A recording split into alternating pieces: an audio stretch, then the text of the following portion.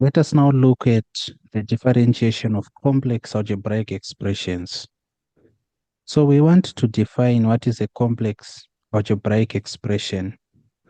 Patanga tichiita simple algebraic expressions, tanga tichitarisa expressions akaita seino-ish. Yekuti we just have to differentiate every term individually like this. But what if it is not possible to do that? Kana tisingakwanise kudifferentiate each term individually. An example would be this. Let us say that we have y is equal to ax plus b to the power n. Zonzi tidifferentiate. Saka umwe anogona kuti it's easy, ndinongoexpanda mabrackets. Isu tinobva tati it's okay, you can expand brackets. Unogona kungoexpanda mabrackets kana ikauya yakati, tipe an example, 2x plus 3 squared. You can easily expand brackets. Ikazouya yakati 4x minus 2 to the power 20. Are you telling me that we are going to expand brackets like that? Even ukada kushandisa the binomial theorem, even ukada kushandisa the Pascal's triangle, it's still going to be a mammoth task. Saka the method we want to use simplifies things enough with kuti it caters for the limitations of expanding brackets. Have you understood the importance of doing differentiation of complex algebraic expressions, which is number 3, and Number 3. all right. So when we want to do this differentiation of complex algebraic expressions, how do we do it? So let me remove this also. Zvatinoita panapa tinoshandisa inonzi PA strategy. Saka ndozita racho inonzi PA strategy.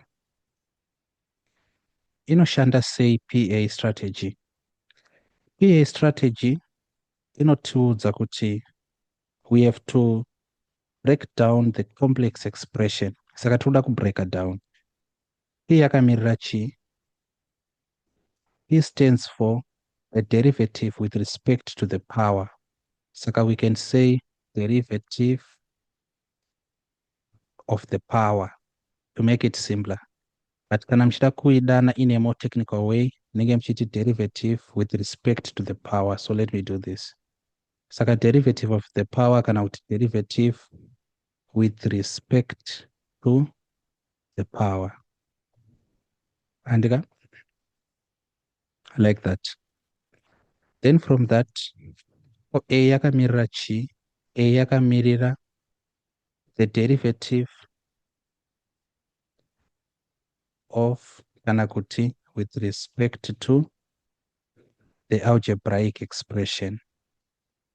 And I'm going to demonstrate kuti zvii zviri kumbonyorwa apa uye kuti zvoshandiswa sei. So what we are going to do next is, let us take kana kuti let y be equal to ax plus b to the power n. Saka tinoapply say the PA strategy. That P inomiririra the derivative of the power, then A ichimiririra the derivative of the expression, algebraic expression. So how do we apply it?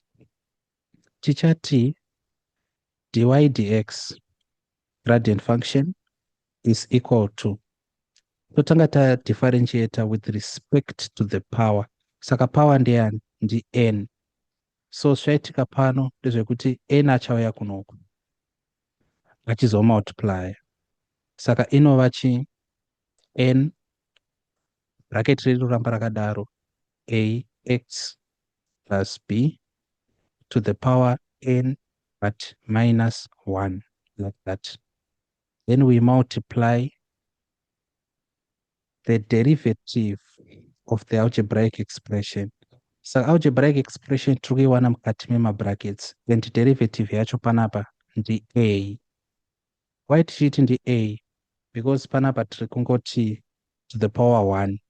We know kuti 1 ichava ichimultiply panapa yova 1 times a times x to the power 1, 1 minus 1, which is 0. Saka ax, as we have shown, the derivative of ax ndiani ndi-a, the derivative of b ndiani ndi-0. Saka what you should understand is a ino iyi vamwe vanoiti inner derivative. Ende kana vachiti inner derivative vari kutsanangura maringe nekuti iderivative yezvinhu zviri mubracket. So kana muchidifferentiata a complex algebraic expression, zvamunoita munoenda kupower modzisa power, then monyora zviri mubracket sezvazviri, mochimultiply, mochidzokera kupower moti minus 1, moti times derivative yezvinhu zviri mukati mebracket. Manzwisisa? Yes, Okay. Let me demonstrate something. Let us say kuti we have this situation. Tina 2x plus 2 squared. So toda kushandisa both methods. Method number 1. Toda kushandisa the long method. Makaita Pascal's triangle here. Seriously? Okay, saka rekaningoi demonstrator Pascal's triangle. So Pascal's triangle is triangle inocontaina ma coefficients atinowana after expanding algebraic expressions. Saka inge yakadai so 1 yoti 1 1 yoti 1 2 1. Saka 2 tikuiwana from adding 1 plus 1. Tikada kuita ya 3 tinoti 1 3 1 plus 2 ndi 3 2 plus 1 ndi 3 1. Tikada kuita ya 4 tichiti 1 1 plus 3 ndi 4 3 plus 3 ndi 6 sorry, and 3 plus 1 ndi 4 number 1. Saka iyi ndo inonzi Pascal's triangle. Yamuri kuona yakanzi 1 2 1 ma coefficients atinowana kana tika expanda a plus b to the power 2. Tika expanda a plus b to the power 3 tinowana ma coefficients aya. Tika expanda a plus b to the power 4 tinowana ma coefficients aya. Saka isusu toda kudhila ne-each. So let me show you. Okay, kaindida so. Alright, ko uyu makamaita here ma progressions, arithmetic progression, geometric progression. Muchafita rini zvinhu izvi? Kana kuti hazvirimo musyllabus, which I doubt.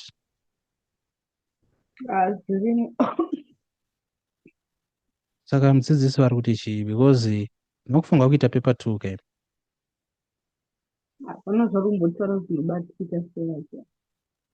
Saka pano rega tingonyora futi 1 1. I think maona kuti Pascal's triangle inogadzirwa sei. Handiti hainetsi. It's simple.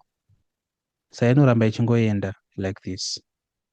Vatatsanangura kuti munotarisa namba yachi2 iyi, which is 2 panapa, inokudzai kuti apa ndi a plus b to the power 2, apo ndi a plus b to the power 3 zvichingodaro.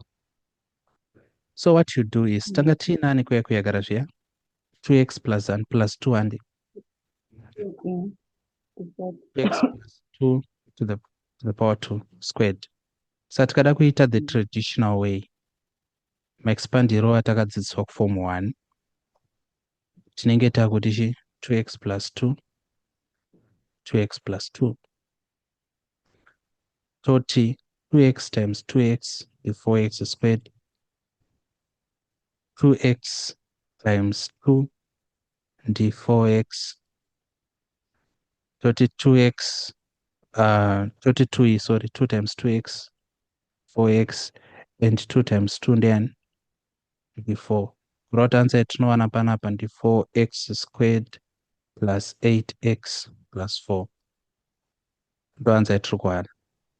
Tikada kushandisa inonzi Pascal's triangle, zvatinongoita so tinoti a plus b squared handiti zvoreva kuti a ndiani ikafananidza a plus b squared na2x plus 2 squared zvoreva kuti a ndi 2x uye b ndi 2 zviri kuoneka kuti it's just kumechesa kwatangoita a ndi 2x b ndi 2 when from doing that tinenge taakuti a plus b squared iri equal to tereresai panapa inenge iri equal to a squared handika plus a b plus b squared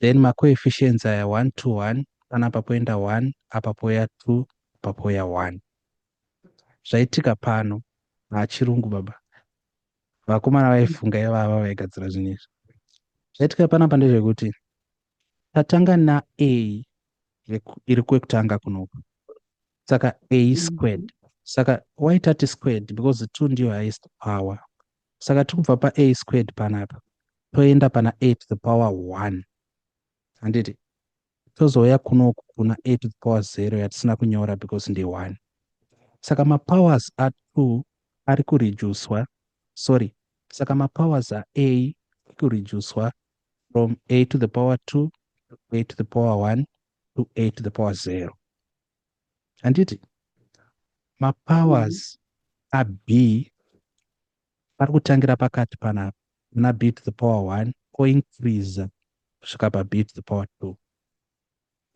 you see the logic then aya manumber 1 to 1 tingonomatora pa Pascal's triangle kadaro yeah so panapa kuti muone kuti zvinodadisa munenge makudai so tikati 2x plus 2 squared this is equal to takuda ngoreplace handitati a ndi 2x b ndi 2 saka takuda ngoreplace zviri pamusoro panapa tenge takuti 1 times but it's unnecessary kuti 1 times since tichiziva kuti 1 times inongodzosera zvatama a squared saka ngatingoti line a squared a ndi 2x saka toti 2x squared vatati plus then tonyora 2 iyo a ndiani ndi 2x then b ndiani ndi 2 toti plus b1 saka togona kuignore b squared that is 2 squared so this is equal to tikati 2x squared zvakafanana nekuti 2x times 2x tinozwana nekuti 2 squared ndi 4x squared ndi x squared like that toti plus 2 times 2 ndi 4 4 times 2x ndi 8x plus 2 squared ndi 4 iyo ndiyo ishi masvona saka chero zvikanzi to the power 20 panapa so long mungagona kugadzira ichi kusvikira ku20 which will be a lot of work by the way so iyi inenge iri 5 kai then 6 inge yakudai so muramba muchienda kusvikira ku20 ibasa rakakura saka we cannot subvert that but tambozviitirei izvi tazviitira kuti tidifferentiate iyi nenzira iri normal saka toda taweka tikaona kuti y ndi 4x squared plus 8x plus 4 isusu tiri kuda dy dx saka ndiani the more you practice the more you become quicker pakuita izvi because panapa you should see kuti it's basically 8x plus 8 anditi 8x plus 8 because 2 awe yakamultiplya 4 akazosubtracta 1 1 awe yakamultiplya 8 akazosubtracta 1 then derivative of a constant is 0 saka ndiyo answer yatiri kuwana iyi but kana tichishandisa nzira yatadzidza yanga ichiti kana y ari equal to a plus b to the power n and ax plus b to the power n. A na b numbers, then x is a variable. Zvinoreva kuti dy dx inenge iri equal to n inodzika ax plus b to the power chi n minus 1 times a. Let us apply it. Tiri kuchi, tiri apply ku 2x plus 2 everything to the power 2. Saka y yedu ndiani 2x plus 2 everything to the power 2. Zvinoreva kuti dy dx inenge iri equal to 2 iyi iri kudzika ichiuya uko yodai so todai tobva tati 2x plus 2 to the power 2 minus 1 toti times todifferentiata zviri mukati munomu. Constant inotipa 0 asi 2x inotipa 2 because 1 achauya kunoko soti minus 1. Handiti kureva kuti kana takunyora answer yedu pano tiita kudai so tiri kuti 2 apa toti 2x plus 2 to the power 1 yabva pa 2 minus 1 toti times 2. Saka tinotenderwa kumultiplya zviri kunze uku zvega. 2 times 2 ndiani ndi 4 2x plus 2. This is equal to 4 times 2x ndi 8x takungoremova mabrackets, then 4 times 2 ndiani ndi 8. Ino ichi ndiyo ichi. Handiti ka? But zvataita manje panapa zviri special kuti ino iyi zvoita senge zvakafanana. Believe me, zvoita senge zvakafanana.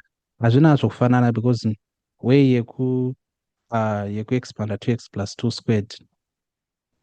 Kana ino iyi iri diki zvoita senge hazvina basa zvatiri kuita. But kana yazokura ikati kana kuti to the power 10, imagine the power 10.